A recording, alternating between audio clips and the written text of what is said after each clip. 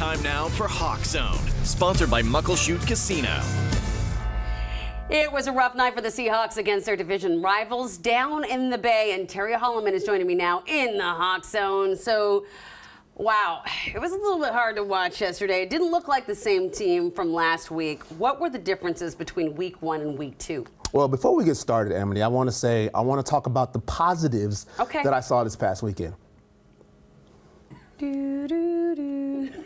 I didn't see one thing positive. There was nothing positive to hang my hat on from this week. Defense was bad.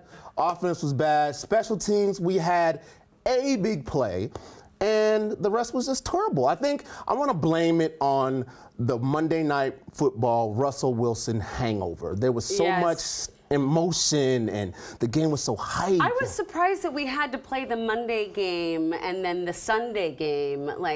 Well, that's the nature of the National Football League. I know. I just thought it was a little unfair of us. It is a little unfair. I know you get a short week to prepare for the next team, but it is the National Football League. These guys are professionals, and everybody has to do it. So there's no excuse. So the differences were, there were a lot of differences, is what you're saying. There were a lot of differences. So before the preseason, you and I talked about the possibility of bringing Jimmy G to Seattle. He kind of saved the day for the Niners yesterday after Trey Lance had a season-ending injury, perhaps. Yeah, no, it is. It's a broken ankle, and he's done. He's done. Yeah, it's a wrap. It was really, when they brought the card on the field, we were like, yeah. When they bring the card on and they put the air cast on you, you know things aren't good. And the opposing team is coming over to console you and take a knee. Yeah, it's rough. Man, Yeah. you couldn't quite see it in the replay. I couldn't quite see exactly what happened. Yeah. But how smart was it then for the Niners to keep Jimmy G on? You know, it's funny. I think, these guys now look like the smartest guys in the room. We're going to keep Jimmy just in case, we need him. And I think really they just kept him because there was not really a market for him out there. They couldn't really get the value that they wanted for him. So now they look really smart. Yeah, they're like, we did this on purpose. Exactly, yeah, absolutely. But, it worked out for them. Jimmy G is obviously a KG veteran. He's somebody that can still play, and we saw that this past weekend. It'll be interesting to see how the rest of the season goes. But the Seahawks offense hasn't scored since the first half of the Denver game. Yeah. What's going on? I think this offense is having a hard time really trying to figure out the identity, right? A Pete Carroll coach football team wants to run the ball first and foremost, establish that line of scrimmage, and then play tough defense. They haven't been able to run the ball very well at all this season. You look at them averaging about 55, 56 yards per game. In the National Football League, that's not going to cut it. You want to be able to run first so that you can open up the pass, and the pass has just really not been there. They haven't really developed DK Metcalf as the threat that he's supposed to be or he should be. So things just aren't clicking right now for these guys. And when they finally did make it into the red zone, it seemed like they pulled a couple of trick plays. Was this the right thing to do? Was that the wise move at that time? Not that I would ever question Pete. Yeah, nobody questions Pete, right? No. But no, seriously though, in a situation like that, when it works, a trick play where you hand off to the running back and he turns around the corner and throws a touchdown, the coaching staffs are geniuses when it works, right? Right. But when it doesn't work, you're the big dum-dum. So right now, they're the big dum-dum because it did not work. So,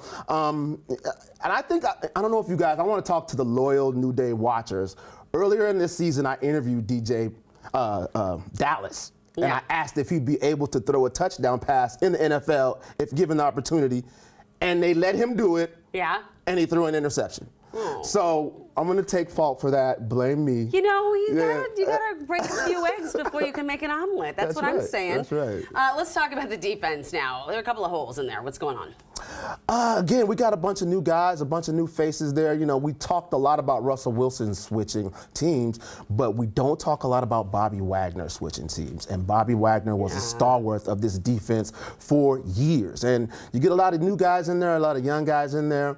There become some communication issues and just some nuances to the defense where we're missing gaps. And I heard Quandre Diggs yesterday say they're giving up leaky yards. And what that means is got leaky yards, right? That means guys are getting 4 or 5 yards when they should have been stopped for a loss or maybe stopped for a 1-yard gain, and it's coming to bite these guys. I like that. That's a great term. It totally emotes exactly what it sounds like. Leaky yards. 4 or 5 yards you didn't need. Yep. On a positive note, Michael Jackson had another big game. He did. Has he been a surprise, a bit of a surprise? He has been a bit of a surprise, although he really showed up in the preseason as somebody to watch. He had a lot of big plays in OTAs and in preseason camp, and so he's really showing himself, not just on defense, but on special teams. We saw yesterday, he was able to take a block kicked opportunity to the house for 6 points. He's really athletic, really fast, kind of long for his position to play cornerback. And I want to say this too also. If you are a parent and your last name is Jackson, and you name your son Michael,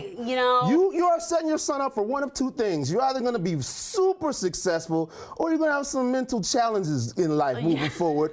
Fortunately for us, this Michael Jackson, he's pretty good. You know, when I read this on the card earlier, I was like, wait, is that a typo? Can we do this, please? It's the real deal. All right, so next week the Seahawks play in front.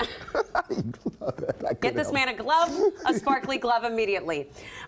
Okay, so next week the Seahawks get to play back at home. Maybe the home level will help us. Yes. But we're playing against an 0-2 Falcons team. Yes. What are we going to need to do? So this Falcons team, even though they're 0-2, I think they're pretty dangerous too. They got some serious weapons on offense. They lost this past weekend to the reigning Super Bowl champions, LA Rams, and they almost beat them. It came down to the end of the game, and the LA Rams were able to pull one off. So the Seahawks are going to have to be on their A game this weekend because the Atlanta Falcons are like a wounded animal right now. They're going to come to town ready to fight. Yeah, just like that. I don't know if they're going to make that particular sound effect. I mean, they might. What's a wounded falcon sound like? Is that it? It sounds angry because it's wounded. Yeah. It's good. Well, I'll tell you what, though, a Seahawk that's going to come bearing down on you. A wounded Seahawk versus a wounded Falcon this weekend. You guys better be in the building to support them. All right. Thank you so much, Of course, Terry. I'm here for it. All right. So today's Hawk Zone is brought to you by the Muckleshoot Casino. Visit Muckleshoot Casino Event Center for all kinds of concerts and shows,